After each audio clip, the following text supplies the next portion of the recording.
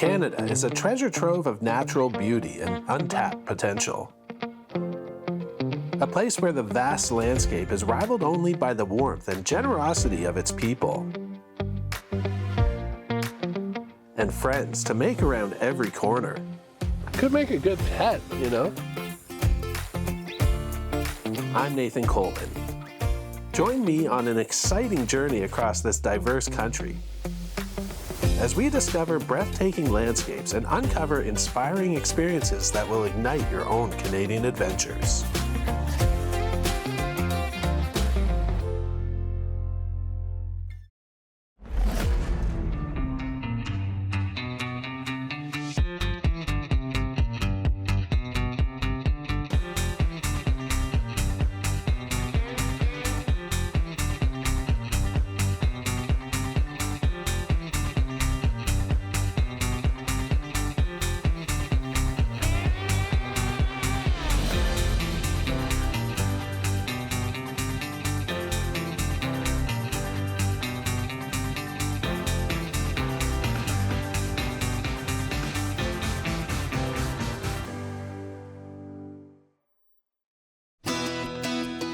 With over 13,000 kilometers of coastline, in Nova Scotia, you're never far from the ocean.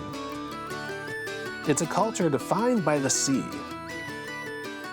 and all the rewards and risks that come with it. It's a place full of hidden gems and unique charm, rooted in history and full of opportunity. There is a timeless beauty here and a lifestyle that holistically balances work, family, and relaxation. It's a place that welcomes all.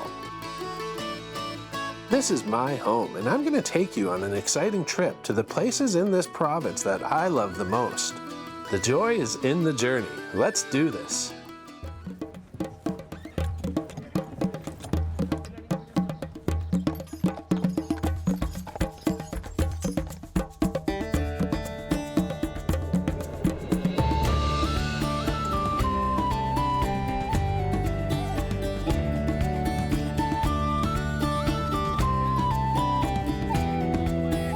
Flip a Canadian dime and 50% of the time you'll land on a Bluenose, the famous fishing and racing schooner that's a celebrated part of Canada's maritime history and a testament to Nova Scotia's proud fishing and shipbuilding industries.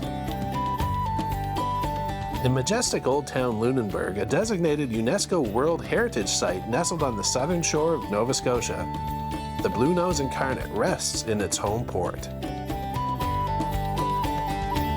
I dropped by for a chat with Captain Philip Watson, but got a bit more than what I bargained for.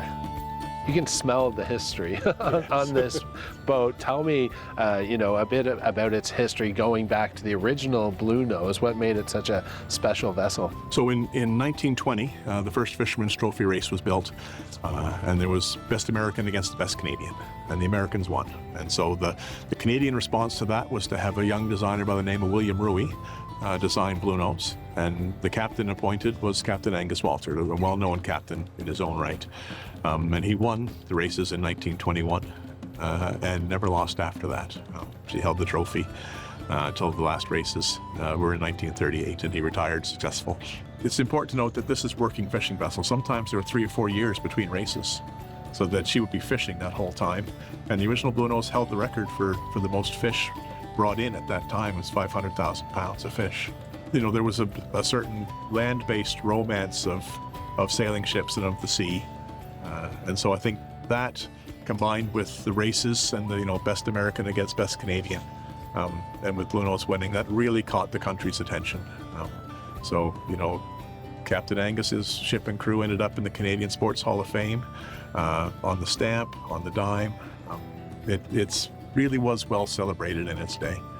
Yes, and I know, sadly the original sank off of Haiti, but why was there such a drive to rebuild this ship, and especially what's its connection here to Lunenburg, to have it here? What does it mean? Well, I think, there's a tremendous loss, and, I think of Captain Angus is in the local curling club here when he got the phone call to say that the Bluenose had been lost off Haiti.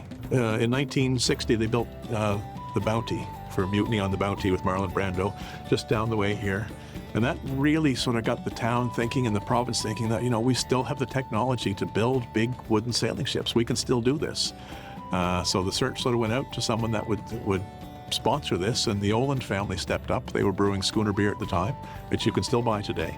And they built the schooner, they built Bluenose, and named her Bluenose II, and the rest is history. They sailed her from 1963 till 1971, and they sold her to the province for 10 dimes in 1971, and Bluenose II has been an ambassador for the province ever since. The original Bluenose took home her first fisherman's trophy in 1921, and for the next 17 years remained undefeated. She was sold out of country and wrecked on a reef off the shore of Haiti in 1946. Nearly 20 years later, many of the same people who worked on the original vessel built Bluenose II at the same shipyard here in Lunenburg. Philip Watson has served more than 37 years on the Bluenose II, and 23 of those as its captain. So how do you get to become the captain of the Bluenose? My stock answer for that is first you have to clean a toilet. So that's basically saying that you have to start at the bottom and work your way up. That's the most successful way. So I started as a deckhand here. I spent 4 years on deck and then worked my way up through the ranks. I was boatswain and third mate, second mate and chief mate, and then promoted to captain. So it's such a big monumental task that if you understand everyone's job, it makes life a lot easier. What makes this so different than a typical sailing vessel? So I think the size here, she's 125 feet tall, 16 feet deep, and 161 feet to the end of the bowsprit. So it's a big, imposing, powerful vessel. Yes, and it takes a big crew. I think it might be surprising to some people to see, a working crew going up. I mean, who are they just here for the summertime? Are they full-time? There's 6 of us that are full-time. Okay. There's myself, chief mate, chief engineer, second mate, boatswain, and a cook. And then we hire annually 14 young people, predominantly from Nova Scotia, but we do have people from across Canada come and spend time on the Canadian Icon and take that story back to their communities. And it's no experience required. We teach you everything on the job, varnishing and painting to public speaking and cleaning toilets and setting sail and steering, and then we set them off to go around the province. And some years we're down the eastern seaboard. We might be up into the Great Lakes, and then a lot of time around Nova Scotia, and specifically in Lunenburg, where we have a harbour tour program taking the public out for sails. And we go out and put up the sails and turn off the engines and take the big schooner sailing. We want to tell the story of Nova Scotia and have people be interested enough to use the ship as a vehicle to access Nova Scotia and from Cape Breton to Yarmouth, and to come see the history and the history of the fishery and the history of the province, and then that will drive them into the beauty and what there is to do here. And then we're also hoping to tell the history of the ship and of the men that worked at that time, and of the people that stayed ashore. And life was difficult then, and it's a great lesson in work ethic and working together to get a job done. So one of the interesting bits back here by the wheel where we steer the ship from is this big timber called the boom. Yeah. So that's BC Douglas fir. It's 81 feet long and weighs 3,500 pounds. So that will swing out on the sheet all the way out to almost till it touches the wire that are holding up the masts. Okay, so it's got to be long. It's got to be long, and that sail is 4,100 square feet. So that means it's got to be able to support that. All kinds of Douglas fir from the west coast here. That was true on the original vessel as well. Okay. So the deck that we're walking on is BC Douglas fir, and the masts are Douglas fir. And so they would have come in the 1920s when they were building Bluenose. They came by train, all the way across the country, the newly formed train, and came along the waterfront here and through Mahone Bay. It's a really interesting little bit of history to me. Yeah, it's a national effort, right? Our mainmast is 125 feet above the deck. Okay. So for us, that means if we're going up the St. Lawrence Seaway, we're too tall. We've got to stop in Montreal and make the ship 15 feet shorter. Yeah. So the inspector will come and make sure that it's all good. And then we can go through the seaway and stop probably in a town like Prescott, and put the mast back up again. Underneath us, the men live, so they can have difficulty in their bunks, staying in their bunks as the ship is tossed around from up and down and port and starboard. This is our big anchor. So some communities that we visit, a small fishing village, may not have the depth of water at a wharf to support Bluenose. So we would anchor in that community because we still want to be able to bring the history of fishery back to those communities. And it looks heavy. I mean, how hard is it to get this overboard? For me, it's really easy. I stand back there and ask them to get it over the side. So, yeah, it's 750 pounds, and All right. it's hard to get over the rail and it's hard to get back. With all the chit-chat out of the way, they turned on the hoses and put me to work. It's shiny.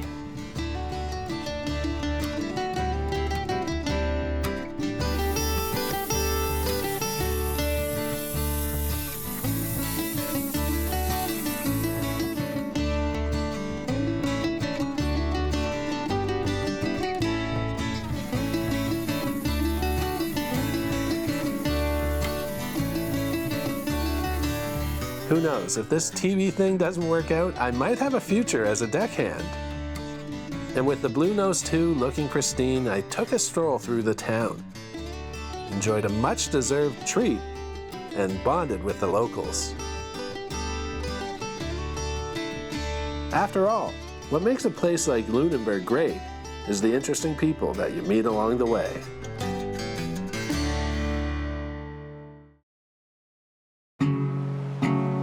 No visit to Nova Scotia is complete without seeing the natural wonders of the Bay of Fundy. Located on the Atlantic coast between New Brunswick and Nova Scotia, it's renowned for having the highest tides in the world. And one of the best places to witness this natural phenomenon is Burntcoat Head Park.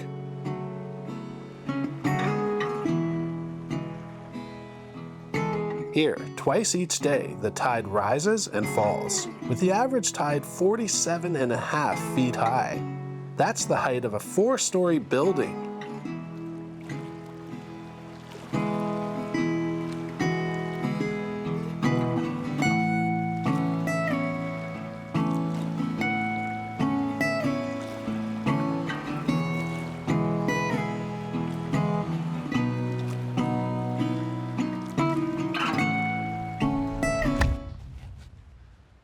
Incredible.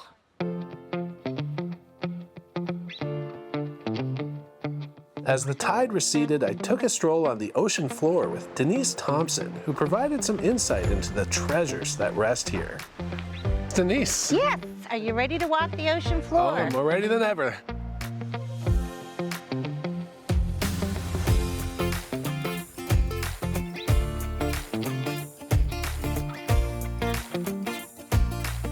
Well, we're walking out here on the ocean floor. Quite a unique experience, especially since these are the highest tides in the world. How high do they get?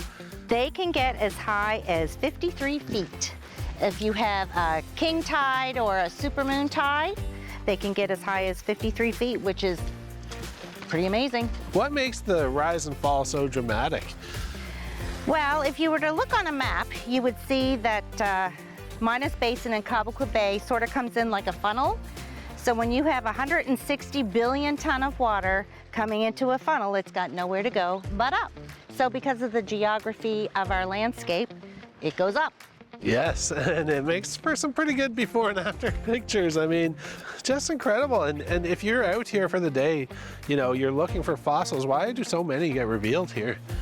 Because of the tides, and the sandstone is so porous and it's constantly eroding. So you get 160 billion ton of water, there's got some power to it. So as erosion happens, things are always being uncovered and discovered. Every time the tide goes out, you never know what you might find. Yeah, and you've got to keep your eye on the tide times. Yes, knowing your tide times is very important. It's not so much a matter that you can't outrun the water.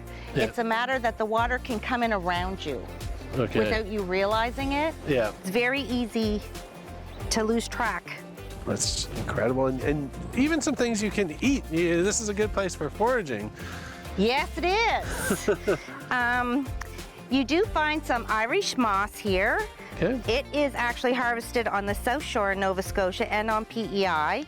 It's used in ice cream making and beer. So this is bladderwrack. It's got a flat leafy part, and then it sort of looks like a heart. And the bladder is the actual edible part. Okay. And it's good for the bladder? That's good for joint pain. Joint pain, okay. I'll taste it, see if I feel any better in my joints here. There you go. What do you It's think? weird. It's just gooey. Ugh. You want more? I don't think I'll take any more. So if you look down there, you'll see a little island that sort of looks like a top hat. That's called the brick kiln. Okay. Yeah, so in World War II, there was a military base, American military base up where Anthony's Provincial Park is, and they used to do aerial bomb test runs, and they used to use that island as the target. As the tides come in and go out, sometimes you get the occasional leftover remnants of a bomb. That's a little bit scary. What happens if they call you? Well, actually last year there was a child that found a bomb on the beach, and they took a picture and they came up to the lighthouse, and the child was adamant, I found a bomb, and his mom was, I don't think so. So then we told them about World War II and the target practicing, so they had taken a picture and circled where they had found it. So Anita and I went out and we found it. And we brought it back up, and when we went home, because we took pictures, she showed her husband and I showed my guy, and they both said, you didn't carry that, did you? We had to shut down the park and have the military bomb squad come out. So you never know what the tide will reveal. Never know. Well, why do you want people to come here? What do you want them to see? Well, we have the highest tides in the world. Where else are you going to find such a natural phenomenon? And it's absolutely spectacular here. It's amazing when people come from all over the world. They've never experienced anything like this before. And when you grow up in this area, you take it for granted. I feel like I've visited 2 different locations in the span of 12 hours. The tide is high, so I'm moving on. Situated on the rugged coastline of the Atlantic Ocean, Peggy's Cove is a fishing town with a population of approximately 40. That's right, 40 people. But each year, nearly 800,000 visitors flock to this area. And it's pretty much all because of this. Peggy's Point Lighthouse is one of the most photographed lighthouses in the world. And it's one of the 160 historic lighthouses scattered throughout Nova Scotia. Built in 1915 to replace the original tower, Peggy's Point Lighthouse still keeps watch over working lobster boats. I hopped aboard one with John Campbell, owner of the family-run the Sou'Wester restaurant, to get some insights into what makes this iconic place so special. The Sou'Wester, it's the hat you wear around Nova Scotia when you don't want to get wet, but it's also your restaurant. Tell me a bit about the history of the Sou'Wester restaurant here in Peggy's Cove. My mom and dad opened the restaurant in the spring of '68, and it was Mother's Day, the first day they opened. And at 2 o'clock they ran out of food and had to tell people, sorry, we ran out of food and had to lock up for the day. Wow, so it was popular from day one. Day one, yeah. Tell me about the lobster industry. How important is it to Peggy's Cove? And do you bring the lobsters straight, the ones that are caught here, up into the restaurant? Yes, yeah, in season. So our season just ended, but a lot of our lobsters came off this lobster boat. The biggest one I ever seen was in the range of 15 pounds, roughly, somewhere around that. But I think it's common in the spring to catch something close to 10 pounds for sure. And how do you eat lobster?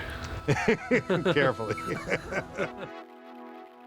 With lobster on my mind, I met up with Alex Martin, head chef at the Sou'Wester, who showed me the biggest lobster that I've ever seen. How big is this lobster? He's 9 pounds, and he's lucky. He'll be getting returned to the water. He'll be returned, okay. He'll be returned. While gigantic lobsters prowl these waters, the oysters here are the other true gem. A must try. So do these Atlantic oysters have a distinct taste at all? Well, they're really mild in taste. They have that little bit of saltwater flavor, not too invasive. They're very good for oyster beginners. Yes, so they're a beginner oyster. They're a beginner oyster, yeah. Not too big in size also, but really good fresh flavor, really clean. You can taste the seawater in there. That's fresh. That is fresh. That's the way we like it. Yeah. Nothing beats an oyster and a beer. I think that this guy definitely agrees. Not one to argue with local custom, I took inspiration from Chef Martin. He's right, there's nothing quite like it. And as I enjoyed the view, I thought about the lighthouse keepers that lived here, those that kept the light on 100 years ago. What would life have been like for a lighthouse keeper? I think that they would have been not totally isolated, because there always was a little fishing village here, so they would have had company, and their children could have attended schools, unlike island light-keeping families, that they were very self-sufficient in terms of, you know, children were homeschooled, and they hardly saw anybody except during the summer, when people would probably row out to the islands and visit. What do you think it is that draws people here to Peggy's Cove? If you just look around, I mean, the terrain is unique. You won't see too much of it around Nova Scotia that's like this. And you need almost a geologist to tell you about the various types of rocks and why they're here. What do you hope visitors take away when they come here and see a lighthouse? I just hope they appreciate, what would you say, the history of it. Not just of the lighthouse, but this whole area. It's just a very unique place. If you're one for discovery, Denise and the Nova Scotia Lighthouse Preservation Society has created this handy map of lighthouses in Nova Scotia. Happy adventures!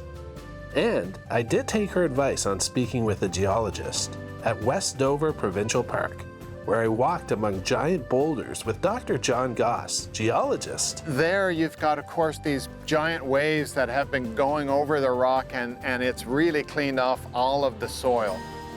But here's basically where those giant boulders hang out. How heavy would this boulder be? Probably about 2 tons.